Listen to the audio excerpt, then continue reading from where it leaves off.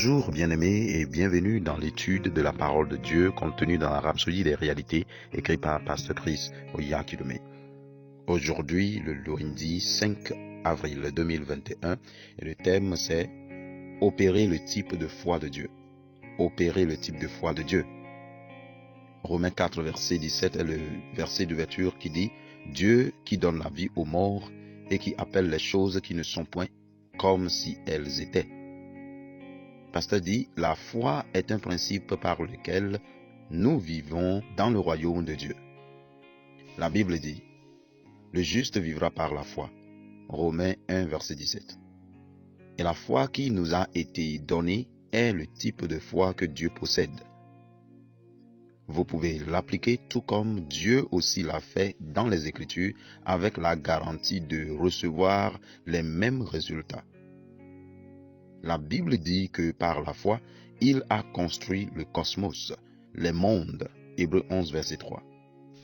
Pas étonnant que Jésus ait affirmé dans Marc 11, verset 22, « Ayez foi en Dieu ».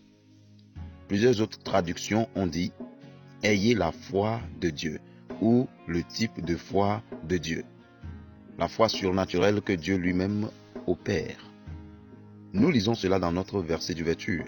Il appelle les choses qui ne sont point comme si elles étaient, voyant l'invisible. Par la parole proclamée, vous amenez les choses qui ne sont pas perceptibles au sens à se manifester physiquement. Qu'en est-il des choses qui existent déjà, mais que vous ne voulez pas? La Bible dit, « Et Dieu a choisi les choses viles et celles qu'on méprise, celles qui ne sont point, pour réduire à néant celles qui sont. » 1 Corinthiens chapitre 1, le verset 28.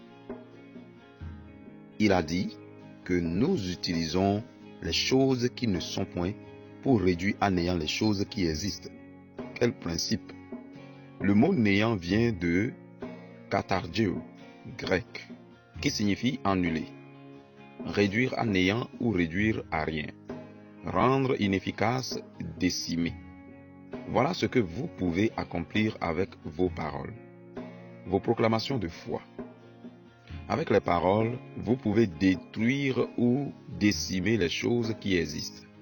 Rappelez-vous, vous pouvez appeler les choses qui n'existent point comme si elles existaient. Alléluia. Il n'y a pas de désavantage pour l'enfant de Dieu.